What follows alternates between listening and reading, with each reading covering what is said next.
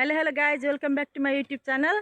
आजको दिन पनि घाम चाहिँ मजाले लागेको छ। अब चाहिँ जाडो हरायो। हामी चाहिँ आज खेतमा आएका छौँ। खेतबारीमा यसो काम गर्न पर्यो भनेर मजाले घाम ताप्दै।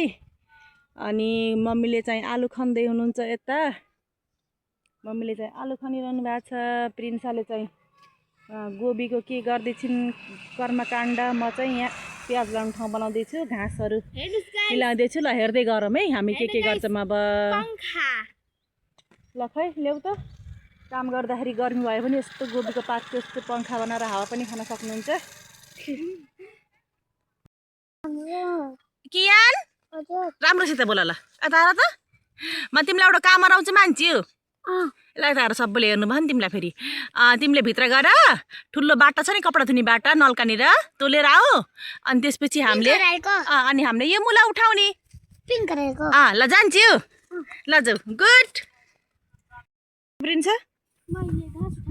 के गर्ने यो घाँस किन उठाएको? किन उठाउनुलाई छु त यहाँ हो? यता आज छुट्टी छ। छुट्टीको दिन काम गर्ने हो घर। यता ल आयो भन। ल ओफ कियानले लिएर आइन है बाटोलाई। यता यता लिएर राख। ओफ कियानले के काम गरिछिन्? के काम गरिछि एउटा भनिदिउ। भन्न थालिछिन् है डोको। ओहो कियानले चोड्दी बोकाइदियो भाइलाई। भाइलाई सकरमा बोकाइदिन्छु। ल बोका। ल प्रिन्साको नाम लो है। प्रिन्साले बनाएको नाम लो। ल प्रिन्सा डोको बोकेर गइन्। ल बाई प्रिन्सा भनेर यहाँ तयारी गर्न थालेको हो। के गर्नलाई छु? खनन त अलि राम्रोसँग के हो त खनेको? त्यस्तो खनेको हुन्छ। के गर्छन् त अनि? एकैछिन मोबाइल हेर्छन्, एकैछिन खेल्न दिन्छन् हैन। यहाँ पुरा काम गर, राम्रोसँग गर। अनि गर्न त पर्यो नि, काम नगरिकन खान पाइन्छ? काम गर्नुपर्छ। यत्रो बेर मोबाइल खोलेर थियो 1 घन्टा जति। त्यो सिआइडी जत्रो छ कि सिआइडी किया लिएर गयो के रे?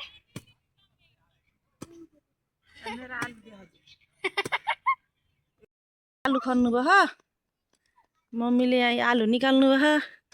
तर जति आलु नि त्यसमा त आधी पुरै काट्नु भयो। पुरै त्यही काटी निकाल्नु भयो। हेर्नुहोस् गाई, मैले यत्र आलु भेटाएँ। यिनी केटाकेटीले जम्मै छोड्छन्, केही स्याहार गर्दैनन्। तपाईँले स्याहार गर्दाखेरि यत्रो काट्नु भयो आलु। फेरि धेरै स्याहार गरेर बुढी मान्छे आँखा कहाँ देख्छु र। अनि हेर्नुहोस् गाई जन्म भनेको। हेर्नुहोस् गाई रे, के गाईले हेर्छ तपाईँको भिडियो? हेर्नुहोस् गाई रे, यो के हो? अप्रिन्छ गाई हो कि भयो? हेर्नुहोस् गाई जन्छु भन्नु त। हेर्नुहोस् गाई रे, हेर्नुहोस् गाई यत्र आलु देखाएँ निकाल। हेर्नुहोस् गाई चाहिँ मैले खजाना भेट्टाएँ है। ए ल खजाना। यो आलु खनेको ठाउँमा हामीले यस्तै खजाना भेटाउँछौँ। ए यो खजाना फेरि यसले खनी छ। खजाना ए खजाना यो छोड्ने फेरि यही मान्छे हो। यो खजाना छोड्ने फेरि हेर्नुहोस् गाई, यो खजाना छोड्ने मान्छेको अनुहार राम्रोसित हेर्नुहोस्।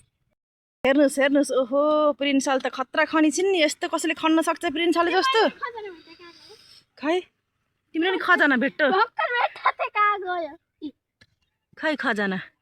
ओहो बहुत ठुलो खजाना छ। कहाँ राख्ने प्रिन्स खजानालाई?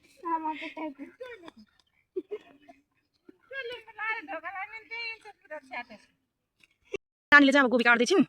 गोबी चाहिँ भइसक्यो। गोबी काटिहाल न। तिमी पात अहिले टिप्नु हुन्छ। गोबी काट। हात काटिस् नि फेरि। ल देखाउ त कत्रो भयो। यो चाहिँ अहिलेकोचोटि खासै ठुलो भएन साथीहरू। सानै छन्। पोहोर कस्तो मजाको भयो थियो। ल काट। फास्ट काट। ल भयो अर्को काट। अब यो काट। ए हेर त भुइँमा खसली फेरि तलबाट भयो। ल अर्को गाई पनि भयो।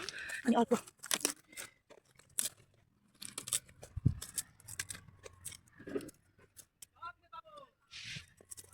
ल तर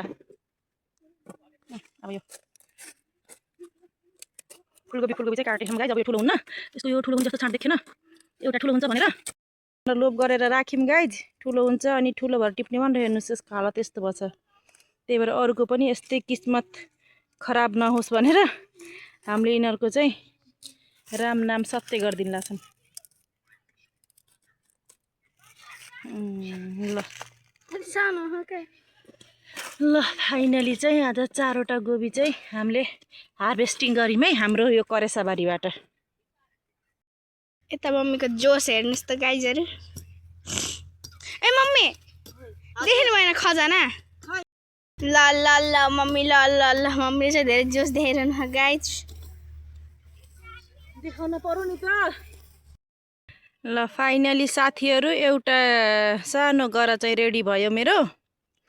यसलाई चाहिँ म बुधबार गएर प्याजको बिउ लिएर लगाउँछु। एउटा गरा चाहिँ ठिकै रेडी भएको छ है। अब यता अर्को गरा बनाउँछु। त्यो एउटा गरा भयो, अब यहाँ अर्को गरा गराउँछु। ल गाइस फाइनली आजको भ्लग चाहिँ हाम्रो यतिमै इन्ड गर्छौँ। र हाम्रो भ्लगलाई चाहिँ हेरेर सबैले माया गरिदिनु होला। कस्तो लाग्छ कमेन्ट गर्नु होला, लाइक एन्ड सेयर सब्सक्राइब गरिदिनु होला। Thank you, by by.